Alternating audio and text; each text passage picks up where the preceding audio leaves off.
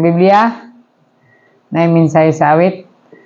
Let's turn our Bibles, 1 Corinthians chapter 15. 1 Corinthians 15. Ito na yung basahon. One verse. Verse number 58. Amen. 1 Corinthians 15, verse 58. All together. Nakita na, amen? Amen. 1 Corinthians 15:58. Atong tunganan pagbasa. Ready? Verse 58. Basa. Therefore, my beloved brethren, be ye steadfast, unmovable, always abounding in the work of the Lord. For as much as ye know that your labor is not in vain in the Lord. Amen. God bless His holy word. Let's pray. Ginoo, salamat sa imong pulong. Among gibasa karon nga gabi, i-bless kini Ginoo while amon ning pamalandungan. Hatagi kami og kaalam masabtan namo kini sa simple nga pamaagi. Giyahi amahan matag usa ka namo imo kini nga blessing ang imong pulong Ginoo karon nga gabi. Among giila o Dios nga sa among kaugalingon nga panabot, di mo kini mahimo o Dios. Panagtuo kami nga pinaagi sa imong kaalam nga ihatag ani kanamo. Masabtan namo sa simple nga pamaagi. Among pangayon Ginoo kanimo ang kaalam pinaagi sa pangalan ni Jesus. Amen. Amen. Mao ni ang statement ni Paul ngadto sa iglesia sa Corinto. Ang chapter 15 of 1 Corinthians verses 1 hangtod sa verse 11 nagahisgot kini siya about the coming of the Lord. Mahitungod ni siya sa pagbalik ni Ginoong Hesukristo. And then sugod sa verse number 12 hangtod sa verse 19 naghisgot kini about the importance of Christ's resurrection. Unsa ka importante ang pagkabanhaw ni Jesus. And then 20 down to 34, the order of resurrection. Amen. Ang hanay si Jesus ang una. Nakita nato diha ang iyahang hanay. And then naghisgot diha ila ni Adam og sa tanang mga tawo nga nangamatay. Mao siya ang order of resurrection. And then 35 to verse number 50, the method of resurrection. Makita nato diha ang mga pamaagi, method sa resurrection. And then verse 51 down to verse number 57, naghisgot dinhi that all believers will not die. Ang tanan nga mga magtotoo diha kang Kristo dili mamatay. Maghisgot tag kamatayon physically mamatay ta apan sa spiritual di gyud ta mamatay. And then napaday verse 54 hangtod sa verse 57 naghisgot po ni about the final victory over death, ang kadaugan nato diha sa kamatayon. And then in verse 58 makita nato ang final nga statement ni Paul. Human aning tanan, ingon siya, therefore, my beloved brethren, busa, mga hinigugman ako ng mga igsoon, kinsa man mga Kristohanon sa Corinto, iyang giingnan, mga hinigugman ako igsoon, be ye steadfast. Ingon ba sa pulong sa Ginoo? Unmovable, always abounding in the work of the Lord, as much as you know that your labor is not in vain in the Lord. Makita nato kining statement, one of the strongest statement mahitungod sa service sa atong pag-alagad sa Ginoo. Ang uluhan sa mensahe karong gabi, abounding in the Lord's work. Sa maning word nga abounding, sa Bisaya pa, madagayaon sa buluhaton sa Ginoo. Sa atong personal lives, wala tay hesitation pagbuhat basta naay personal interest. Nakita ba na ninyo sa worldly nga principle? Basta makaginansya lang ka, bahala Domingo, mo trabaho ko. Basta double pay. Di ba? Imuhang i-sacrifice imuhang time kay bahalag Domingo, trabahoan ako na, basta double pay. Bahalag holiday, trabaho ko. Pero ang kondisyon, basta double pay. So na kay mga butang i-sakripisyo, abounding ka na nga trabaho para sa imuhang own profit. But what about abounding in the Lord's work? Madagayaon sa buluhaton sa Ginoo. Kanato, kanunay magyud madagayaon basta sa atong kaugalingon. But what about sa buluhaton sa Ginoo? It's a challenge kanato nga mga Kristohanon nga sa buluhaton sa Dios kinahanglan abounding ta. Amen? Kinahanglan magdagaya ta, dili ta makontento sa atong serbisyo sa Ginoo nga makasimba lang kag Domingo, makasimba lang kag Miyerkules, okay na. Kinahanglan mag-abound. Amen? Magdagaya, madugangan pa gyud. Dili pwede nga makabasa lang kag isa ka bersikulo, kontento na ka. Ayaw.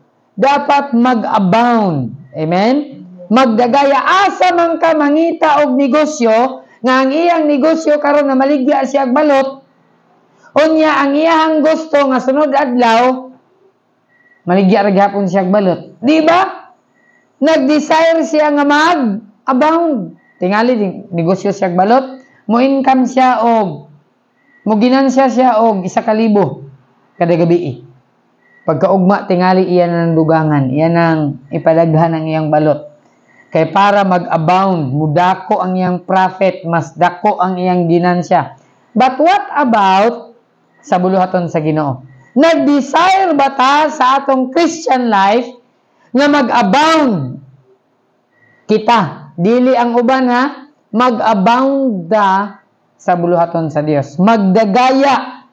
Ang buot ipasabot sa abound means magbuhat, badugangan pa ang atong gibuhat para sa Ginoo. Amen? Di ta makontento sa atong ginabuhat karon. Kung karon nga adlaw nagpray ka, katulo, pamahaw, paniudto, panihapon, ang imong desire, it should be nga ugma mag-abound ang imong prayer life. Amen? Mag-abound. Dili mag-decrease. Kundili madugangan pa gyud. Now, adunay only 4 things nga dapat mag-abound da. Verse 58, sa first phrase niya, ingon ba din, therefore, my beloved brethren, unsa daw? Be ye steadfast. Unsay Bisaya aning be ye steadfast? Magmalig-on. Amen? Steadfast. Kristohanon, sa atong pag-alagad sa Dios, daghan gyud problema. Right? Daghan gyud pagsulay, naagyoy kalisdanan, apan ingon sa pulong sa Dios. Kining tanan agian ni Paul. Problema, kalisdanan, pagsulay, pagkaon, pagkahubo. Ingon ni Paul, di ba? Bisan pa sa kakuyaw, sa kamatayon, ako gibato, ingon ni Pablo. Pero ingon pa ni Paul, be ye steadfast, malig-on. Bisan tag unsay problema nga moabot kung lig-on ta, dili ta mapukan niya na nga problema. Amen? Steadfast. So una, abounding faithfully. Abounding in the Lord's work. First, abounding faithfully. Be ye steadfast. Dili yun matarog. Amen? Abounding faithfully. Bisan pa sa adlaw nga Domingo, adunay mga babag. Wala, babag lang diha. Kaya makatog yung kong simbahan. Amen? Amen. Faithfully. Why makababag ni mo? Faithful. Basta faithful ka, bisan pag unsay mahitabo, you will show up in the church. That's faithful. Kaya adlaw nga Domingo, daghan yung babag. Ang yawa, daghan yung pamaagi. Usahay, imong ligid, iyang i-flat. Pasanginan lagi yung yawa. Pero, ingon sa pulong sa Ginoo, be steadfast. Amen? Ligon lang ta. Namang pagsulay, namang problema, namang kawaladon. Usay, mabalaka gani ko kay, wa na gyud, wa na bugas, wa na budget. Saon na lang ni. Sabado, Domingo, unsa ipakaon sa mga bata. But be steadfast. Dili matarog. So una, abounding faithfully. Magdagaya ta nga matinumanon. Ang atong pagkamatinumanon, ang atong faithfulness should abound. Amen? Dili ta mag-stagnant, dili ta magpabilin. Agaampo ko 3 times a day. Mao na ni akong schedule, mao na ni akong routine. Diri na ko tama. No! It should abound. Amen? You should desire to do more for God. Ay, gabasa ko sa akong Bible, isa ka chapter karon, ugma ako ni himuong duha. Mao na ang word nga nag-abound. Amen? Ay, nag-ampo ko karong 3 times a day. Ugma akong pag-ampo, ako pa yun yung dugangan. Mo na siya ang pag-abound. Abounding faithfully. Dapat ang atong pagdagaya, dili lang karon nga adlaw. Amen? Dili lang karon nga bulan. Dili lang ni taman karon nga tuig. Ang atong pagdagaya, hantod sa pagbalik sa Ginoo. Faithfully. Ikaduha. Verse 58 gihapon. Unsay sunod sa be steadfast? Unmovable. Unsa nang word nga unmovable? Dili mairog. Bisag unsaon pa na nimog tulak, di gyud na mairog. Amen? Unmovable. Dili matayog. Dili masibog. Bisag imong ituklod, di gyud diha ra gyud na siya. Mao na siya ang word nga unmovable. Ikaduha, abounding firmly. Magdagaya nga firm. Amen? Magdagaya nga ligon. Na ipagsulay ay gyud patandog sa pagsulay. Kaingon sa pulong sa Ginoo ang pagsulay, walay pagsulay ngayang gihatag nga dili nato kaya. But God is faithful above that ye are able. The Bible says, who will not suffer you to be tempted above that ye are able, but will with, the Bible says, the temptation also make a way to escape, that ye may be able to bear it. Abounding firmly.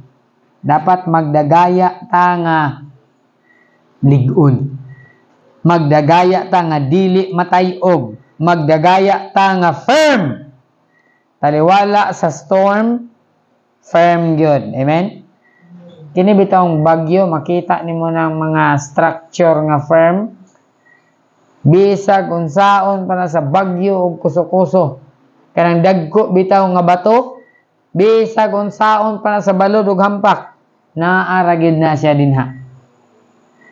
Kay nga naman firm, di na gyud na nimo masibog. Unmovable gyud na siya.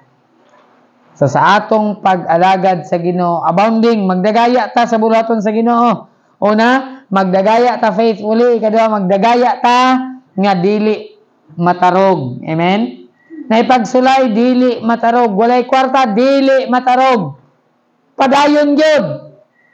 Kini akong pagsimba, di gyud ko ni undangan. Bahalag unsa mahitabo, mualagad gyud ko sa Dios. Bisag unsay problema, padayon gyud ko sa pag-alagad sa Dios, abounding firmly. Padayon ta. Verse 15 gyapon. Unmovable, always abounding in the work of the Lord. Notice, always. Ikatulo, abounding frequently. Always. Magdagaya kanunay. Amen? Frequently. Dili kay magdagaya karon, abti kayo, sayo kayo karon, ugma, wa na. Ang gusto sa Dios, ang atong pagsimba, frequently, kanunayon. Amen? Dili kay simba na taga na, simba ko karon kay dako kayong panalangin akong nadawat niyo. Wa na panalangin, di na mo simba. Dapat ang atong pag-abound frequently. Amen? Frequent. Kanunay. Dili kay pagana-gana lang. Dili kay tukar-tukar lang. Muna nagsakit. Dapat ang abound na to, ang pagdagaya na to sa bulaton sa Dios frequently. The Bible says always. Not sometimes. Amen? Not just on Sunday. Not just on Wednesday. You read your Bible frequently. Amen? You read your Bible always. You pray always. Abounding frequently. Dapat kanunay. And lastly, always abounding in the work of the Lord. For as much as ye know that your labor is not in vain. Notice, Ma'am Jinky, your labor is not in vain. Drive si Ma'am Jinky at hospital, adto na po siya provincial, tabok na po asa siya mo adto. But the Bible says, don't worry, your labor is not in vain. Amen? The Bible says, God is not unrighteous to forget your work and labor of love. Ang Dios dili hiwi nga iyang kalimtan ang imong trabaho ug paghago uban sa gugma. If you labor with love, your labor will be rewarded. Amen? God sees all your labor. He knows all your work. If you are doing it sincerely, if you are doing it heartily, God will reward your labor. He will reward your work. Abounding, ingon ba din ha? Your labor is not in vain. Abounding fruitfully. Magdagaya nga mabungahon. Kabalo mo unsay fruit aning faith atong pagdagaya? Kung mag-serve bitaw ta sa Ginoo nga selfless. Kabalo mo unsay fruit ana? Makita na sa uban, makita na sa imong anak. Mahinumduman nila yung anito ang pag-serve ni mama sa una. Tingali sa pagkakaroon, mayon baka unsa man akong anak, oy mura man siya guway pagpakabana. But one day, kanang imong anak nga nakakita sa imong pag-alagad, nakakita sa imong serbisyo, nakakita sa imong kinabuhi, one day God will touch his heart nga iyan ang ma-realize giunsa nimo pag-alagad sa Dios. Unya iya po nang buhaton sa iyang kinabuhi. Abounding fruitfully, magdagaya ta nga mabungahon. Kini atong pagdagaya naagyud ni resulta. Amen? Naagyud ni bunga. Kini atong pag-alagad mubunga gyud ni. Di gyud ni magpabilin nga diha ra. Kining imong pagsimba karon naagyoy resulta ani. Naagyoy bunga ani, abounding fruitfully. Nga naman, because your labor is not in vain. There is always fruit sa imuhang labor. Dili gyud na kalimtan sa Ginoo. Kids, kamo mga bata, nagsimba mo karon, kaninyong pagsimba naagyoy reward ang Ginoo ani. Naagyoy premyo ihatag sa Ginoo sa inyo. Wa ko kabalo sa premyo ihatag sa Ginoo. Ang Ginoo ra ang nasayod unsa iyang ihatag sa inyo, pero ang it's a guarantee nga naagyoy premyo ihatag sa Ginoo sa ato. Naagyod ni siya fruit. Magbunga gyud ni ang atong pag-alagad sa Ginoo. So that's a short message o reminder sa atong pag-alagad sa Dios, abounding in the Lord's work. Amen? Ang atong pag-alagad dapat magdagaya pa. Dili stagnant, kundili mag-abound. Abound faithfully, abound firmly, frequently, and abound fruitfully. Kristohanon, atong pag-ampo o pangayoon sa Ginoo nga ang matag usa ka nato will abound in God's work. Ginoo, salamat sa imong mga pulong. Pasayloa kami o Dios. Adunay time Ginoo nga nahimo ang Kristohanon nga stagnant.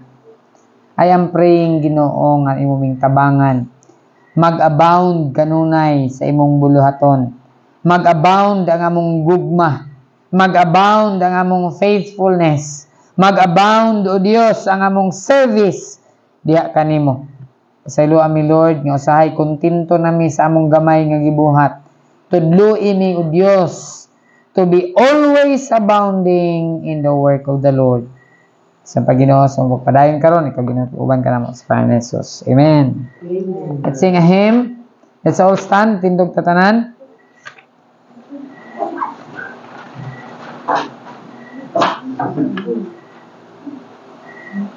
Page number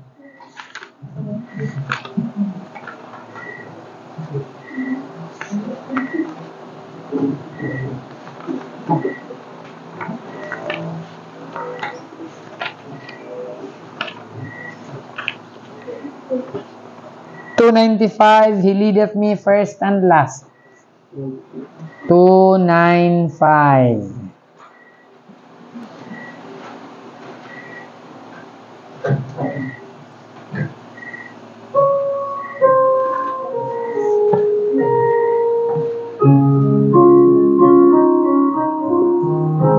Verse 1 say, He leadeth me, O blessed thought, O words with handy comfort fraught.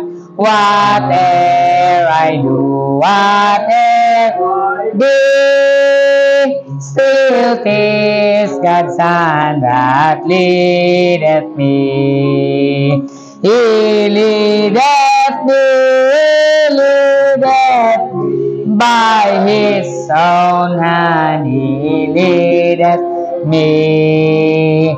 His faithful follower I would be, for His hand that leadeth me. Verse 4, and when on earth is done, when by Thy grace victory is won, in death's cold wave I will flee, since God through Jordan leadeth me. He leadeth me by His own hand, He leadeth me. His faithful follower I would be, for by His hand He leadeth me. Ginoo, salamat sa imong mga pulong. I-bless kinyo Dios, magpabilin gayud sa matakusan namo kasing-kasing. We are still praying, Ginoo, asking your favor, begging for help, Ginoo. Isang pa, Ginoo, sa situation ni John karon, we are praying, Ginoo, nga unta maka-recover siya, Lord, as fast as he could. Tabangi siya, Ginoo. Ikaw ra gyud, Ginoo, ang among saligan. Ang doktor mahimo ni nga walay pulos, ang tambal wa ni pulos, kundili nimo, Ginoo, tabangan si John. Lord, we are completely depending, Ginoo, sa imuhang gahom. Tabangi siya, Ginoo, nga maka-recover siya, O Lord. Bisan pa, Ginoo, si Ira amahan sa ilahang provision sa need sa hospitalization ni John. Please, Ginoo, i-provide kining tanan amahan. Bisan pa, Ginoo, sa among kami nga youth camp, Lord, wala gid mi budget para ni ini. Diha ra gid mi, Ginoo, gahangad kanimo, Ginoo, tungod kay nagtuo kami sa imong saad nga kung kami mangayo imong ihatag, Lord, please i-provide ang panginahanglan, Ginoo, para sa youth camp. Bisan pa, Ginoo, sa attendance ani nag-goal mi, Ginoo, between 50 to 60 nga youth amahan nga motambong ani, Lord. Nagtuo mi amahan nga ikaw ra gyud ang makahimo nini amahan. Busa, Ginoo, amo ra gyud ning pangayoon nga na kanimo, O Dios, nga imo ning i-grant ang among request. Nga niana nga time, niana nga day, maghimo kami sa youth camp, Lord. We are doing it for your glory, amahan. We are not in competition with anybody, amahan. It's been a long time nga amo ning gi-desire nga maghimo og youth camp, Lord. Tabangi mi nga mahimo namo ning pinagi sa imong tabang ug imong i-provide, Lord. Please, maluoy ka. I-provide gyud ang panginahanglan ani nga time. O bisan pa, Ginoo, sa mga pastors nga gusto magtambong nini amahan sa ilahang mga need, i-provide, Lord. So ang pag-uli karon, ikaw, Ginoo, protection amahan sa matag usa sa among mga prayer request amahan nga gitugyan nga na kanimo, please paminawa kini ug hatagi kini og tubag, O Lord. Hatag, Ginoo, ang special protection sa magbiyahe pa uli. Tugyan ug pasalamatan namo kini tanan. Bisan pa, Ginoo, sa mga students amahan sa ilang pag-eskwela, hatagi man sila og kaalam, O Dios, sa pangalan ni Jesus amo kining pangayoon. Amen. Ngayong gabi sa tanan.